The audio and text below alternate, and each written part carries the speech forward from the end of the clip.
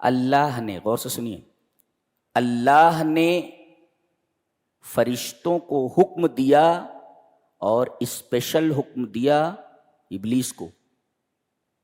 جنوں کو تو حکم دیا ہی، الگ سے حکم تھا سجدہ کرنے کا ابلیس کو. جی اذ امرتک، اللہ فرما رہے جب میں نے تجھے حکم دیا. یہ جملہ بتا رہا ہے کہ فرشتوں کو حکم ہوا کہ آدم کو سجدہ کرو، اور اسپیشل الگ سے اس کو حکم دیا گیا کہ تو بھی سجدہ کر. اس نے سجدہ نہیں کیا. اب اللہ پوچھ رہا ہے، دیکھو، قال ما منعک الا تسجد اذ امرتک، جب میں نے حکم دیا تو نے سجدہ کیوں نہیں کیا؟ جواب کیا دیتا ہے؟ قال انا خیر من، میں اس سے بہتر ہوں. جانتے ہیں یہ کتنی خطرناک بات ہے؟ یہ خطرناک بات یوں ہے کہ میں فاضل ہوں اور یہ مفضول ہے. میں برتر ہوں، یہ کمتر ہے. لہذا تو نے جو حکم دیا ہے برتر کو کمتر کے سامنے جھکنے کا، تیرا یہ حکم صحیح نہیں ہے. گویا کہ فخطأ ربہ، اس نے اپنے رب کو خطا کار ٹھہرایا، کہا کہ تو نے اپنے اس حکم میں غلطی کی ہے. اللہ اکبر، اتنا بڑا مجرم ہے یہ. ایسا کوئی کیسے کہہ سکتا ہے رب تعالیٰ سے کہ تو نے غلطی کی ہے؟ اتنا بڑا مجرم ہے یہ کہہ رہا ہے کہ تو نے یہ جو حکم دیا ہے آدم کو سجدہ کرنے کا، تیرا یہ حکم غلط ہے، صحیح نہیں ہے، یہ تو نے غلطی کی ہے.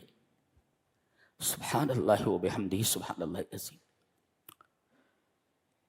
اتنا بڑا گنہگار کوئی کیسے ہو سکتا ہے؟ اللہ اکبر، کہ اپنے رب کے بارے میں بولے کہ تو نے اپنے حکم میں غلطی کی. فخطأ ربہ،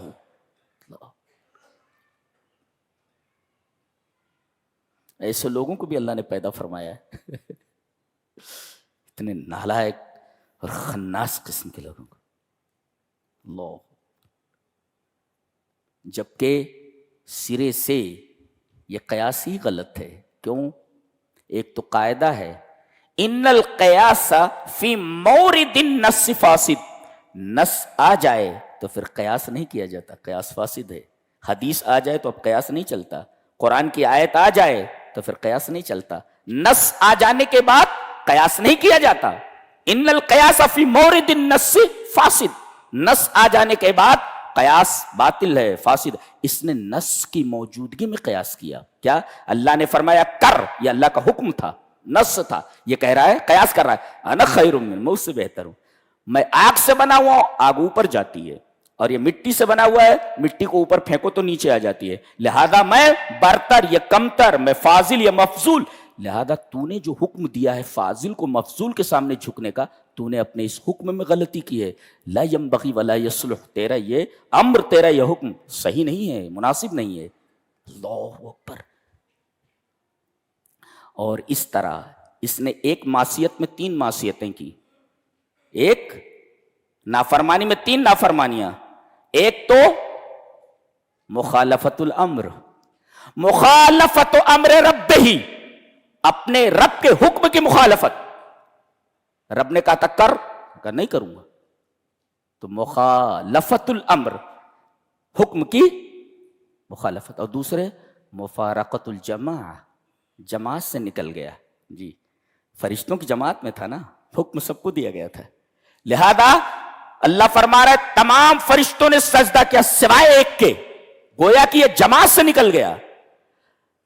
تو ایک گناہ تو اس نے یہ کیا، مخالفت الامر، اللہ کے حکم کی نافرمانی. دوسرے مفارقت الجماع، تو اللہ کے حکم کی خلاف ورزی سے بچو اور جماعت سے نکلنے سے بچو. جماعت میں رہو، مل کر کے رہو. اس لیے کہ جو بکری ریوڑ سے نکلتی ہے بھیڑیے کا شکار ہو جاتی ہے. لہذا مل کر کے رہو. یہ نماز، یہ تراویح، یہ روزے، یہ تمام سب کے سب اعمال ہمیں اتحاد کی دعوت دیتے ہیں کہ تاکہ ہم ایک دوسرے کا دکھ درد پہچانیں. جی ورنہ اللہ کی عبادت کے لیے فرشتے کافی ہیں. جو قیام میں ہے وہ قیام میں ہے، جو سجدے میں ہے قیامت تک سجدے میں ہے. اللہ اکبر. آسمان چرچرا رہا ہے فرشتوں کے بوجھ سے، معلوم ہے آپ کو؟ اللہ کی عبادت کے لیے فرشتے کافی ہیں. آپ کو اختیار دے کر کے بھیجا گیا ہے, کریے یا نہ کیجیے. کریں گے آپ جنت ہے, نہیں کریں گے تو جہنم ہے. فرشتوں کو یہ صلاحیت نہیں دی گئی ہے, اختیار نہیں ہونے, آپ کو اختیار دے کر کے بھیجا گیا ہے. بعض مفسرین نے ایک بڑا نکتہ یہاں سے نکالا ہے کہ ایک فرقہ گزرا ہے جبریہ. یہ فرقہ جبریہ کا امام ہے کون؟ شیطان. اس لیے کہ آگے اس نے یہی کہا, اللہ نے فرمایا نکل بھاگ یہاں سے. قال فبما اغویتنی, اس وجہ سے کہ تو نے مجھے گمراہ کیا.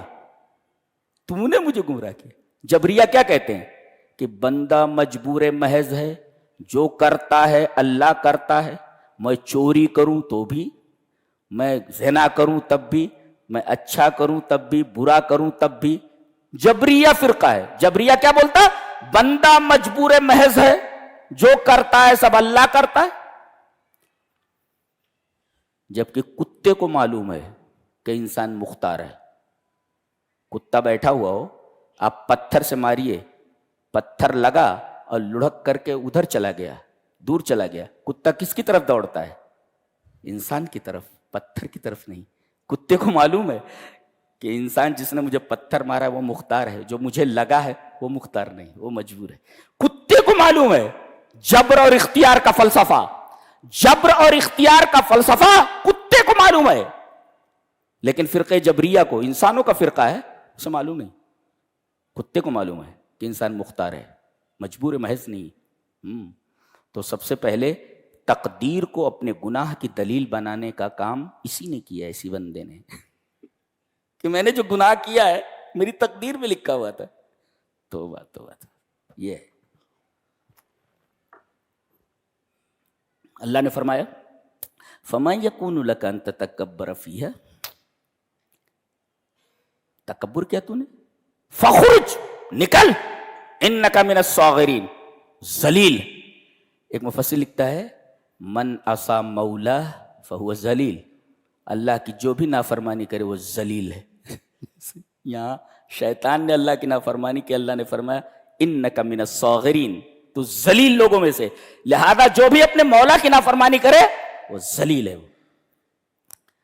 اچھا, گناہ دونوں نے کیا. آدم سے کہا گیا تھا, آگے بیان ہے, کہ جہاں جنت میں جانا چاہو جاؤ, کھاؤ پیو, لیکن اس درخت کے قریب نہ جانا. شیطان نے بہکا کر کے اس درخت کا پھل کھلا دیا. آدم سے کہا گیا تھا نہ کر, اور اس بدماش سے کہا گیا تھا کر. اس سے کہا گیا تھا کر, نہیں کیا. ان سے کہا گیا تھا نہ کر لیا. خطا دونوں سے ہوئی جی. شیطان سے کیا کہا گیا تھا کر, سجدہ کر, نہیں کیا. آدم سے کیا کہا جائے لا تقرب هذه الشجرہ, اس درخت کے قریب نہ جانا, نہ کر لیا. گناہ دونوں سے ہوا, لیکن انجام کے اعتبار سے دونوں الگ الگ ہیں.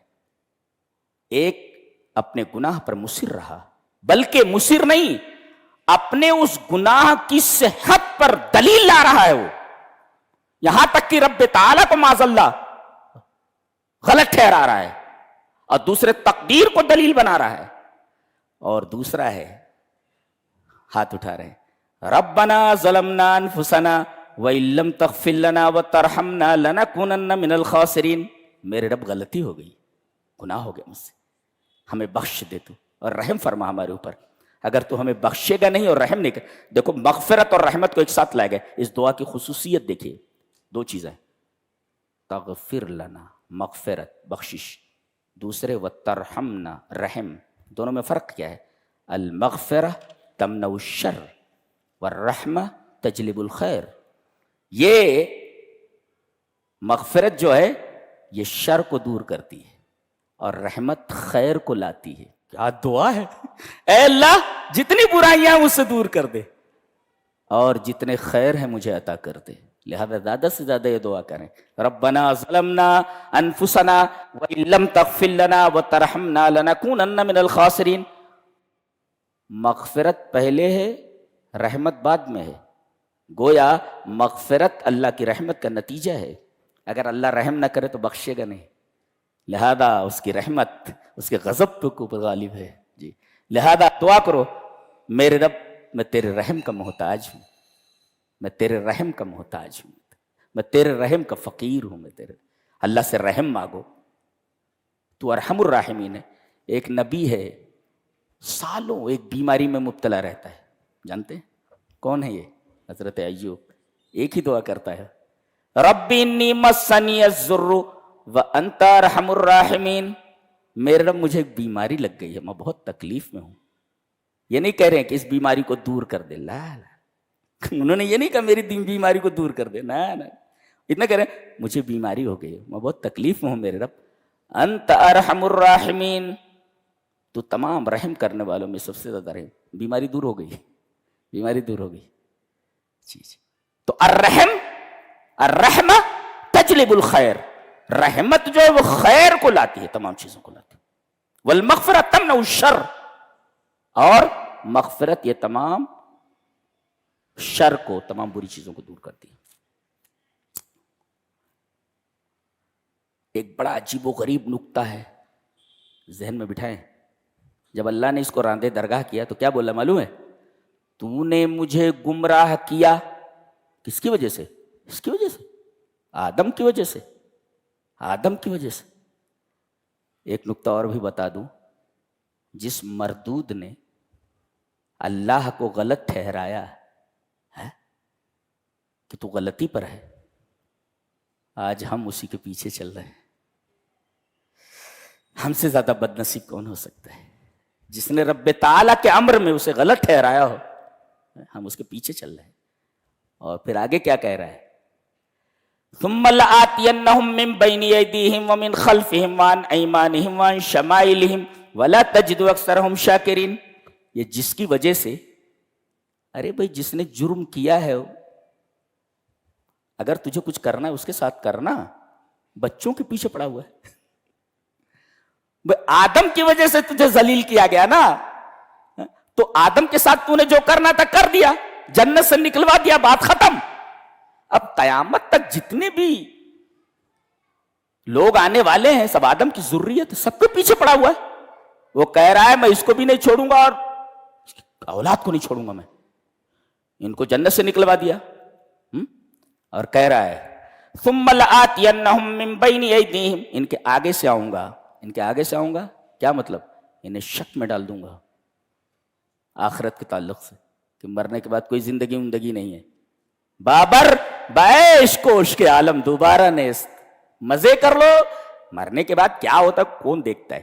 تو آخرت کے بارے میں شک میں مبتلا کر دوں گا، ایک پیچھے سے آؤں گا، دنیا کی رغبت دلاؤں گا۔ دیکھنا ہو تو باہر جا کر کے دیکھ لو، کتنے خوش نصیب ہیں آپ، قرآن سن رہے ہیں اور باہر جسے دیکھو کھڑے ہو کر کھینچ رہا ہے، کوئی بیٹھ کر کے کھینچ رہا ہے، کوئی کچھ کھینچ رہا ہے، کھینچنے میں لگے ہوئے ہیں۔ اچھا، دو قسم کے لوگ ہیں، ایک امیر ایک غریب۔ امیر کھینچنے پر لگا ہوا ہے اور غریب مانگنے پر لگا ہوا ہے۔ ایک مانگ رہا ہے اور ایک کھا رہا ہے، ایک خالی کھا رہا ہے اور خالی مانگ رہا ہے۔ وہاں مکان کے پاس وہ کئی سالوں سے دیکھ رہا ہوں، برابر مانگ رہا ہوں۔ میں نے کہا کہ ابھی زندہ مرا نہیں ہے، ابھی مانگ رہا ہے، مرا نہیں ہے، ابھی مانگ رہا ہے، برابر مانگ رہا ہے۔ وہ ٹن ٹن ٹن ٹن ٹن ایسا ہو جاتا رہ جاؤ عجیب طریقے سے، جی وہی ہے۔ تو میں آگے سے آؤں گا، آخرت کے بارے میں شک میں ڈال دوں گا ہے کہ نہیں، اور مومن خلفی پیچھے سے آؤں گا، یعنی دنیا کی رغبت دلاؤں گا۔ ارغبہم فی الدنیا، دنیا کے بارے میں ان کو رغبت دلاؤں گا۔ مزے کرو، کیا ہوتا ہے مرنے کے بعد دیکھا جائے گا۔ اور تیسرے وان ایمانہم، دائیں سے آؤں گا، یعنی گناہوں کی طرف مائل کروں گا۔ وان شمائلہم، اور بائیں طرف سے آؤں گا، یعنی نیکیوں سے دور کروں گا اور برائیوں کی طرف لاؤں گا، بلاؤں گا دائیں طرف۔ ایک نکتہ دیکھو عربی کا، پیچھے سے آنے کی بات کہی گئی تو من کہا گیا، من خلفہم، جی، لیکن جب داہنے سے کہا گیا تو ان ایمانہم کہا گیا۔ من اور ان دونوں کے معنی سے ہوتا ہے۔ یہ قرآن حکیم کی بلاغت دیکھیے، پیچھے کی بات کہی گئی تو من خلفہم، جی، لیکن جب داہنے کی بات کہی گئی، داہنے ان کہا گیا، ان تجاوز کے لیے آتا ہے، دور کے لیے. کیوں ان کیوں لایا گیا؟ اس لیے کہ داہنی طرف وہ فرشتہ ہے نا بیٹھا ہوا، وہ نیکی کا، جی نیکی کا فرشتہ بیٹھا ہوا ہے، تو یہاں آنے میں اس طرف سے کرتا تو ہے لیکن دیر لگتی ہے اس لیے کہ فرشتہ ہے دائیں طرف، اسی لیے ان استعمال کیا گیا ہے. وَعَنْ أَيْمَانِهِمْ وَعَنْ شَمَائِلِهِمْ وَلَا تَجِدُ أَكْثَرَهُمْ شَاكِرِينَ. آخرت کے بارے میں شک میں ڈال دوں گا، دنیا کی رغبت دلاؤں گا، نیکیوں سے دور کروں گا، برائیوں میں مبتلا کر دوں گا. یہ کام ہے اس کا.